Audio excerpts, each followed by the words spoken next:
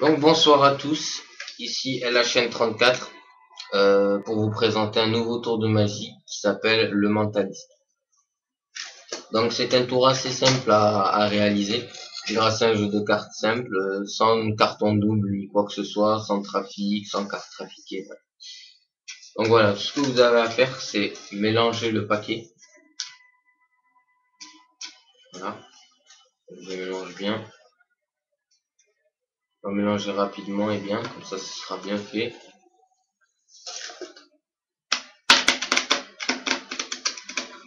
Voilà.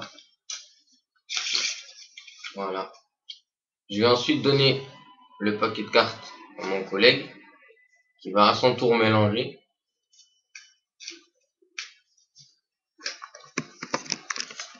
Allez-y, n'hésitez pas, monsieur. Mélangez. Voilà. On mélange pas du. En fait, les temps de caméra, il est mieux quand même. Ouais, Merci, monsieur.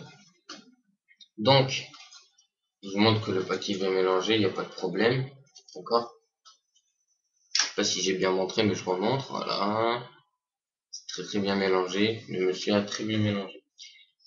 Donc maintenant, je vais lui demander de choisir une carte.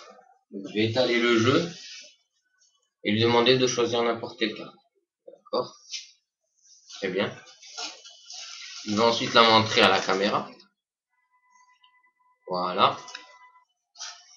Et maintenant, je vais lui demander de dire stop au moment qu'il veut. stop. Ok, d'accord. Donc, allez-y. La carte est posée. Je prends le paquet qui reste. Je le pose par-dessus. Donc, la carte est perdue à la coupure que lui a décidé. Donc, maintenant, je vais réétaler les cartes, mais face ouverte. Et essayer de lire dans le jeu. Donc là, voilà.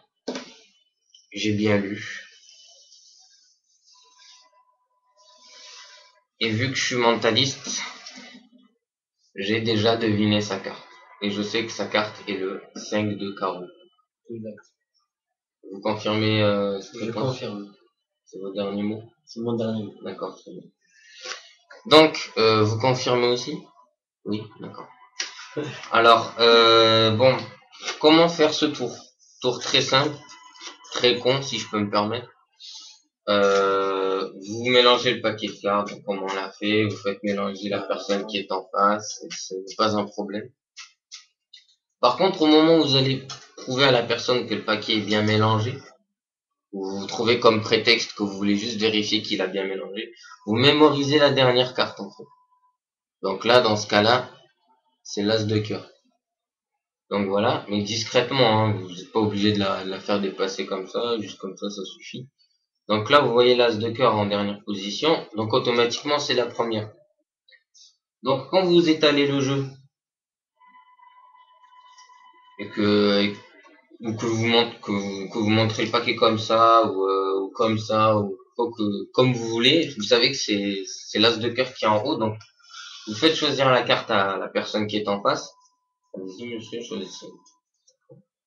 Donc là, vous pouvez la montrer, vu que c'est l'explication, c'est pas un problème. Donc là, c'était le valet de carreau. On sait que c'est le valet de carreau. Ensuite, je vais vous demander à la personne en face de dire stop au moment voulu.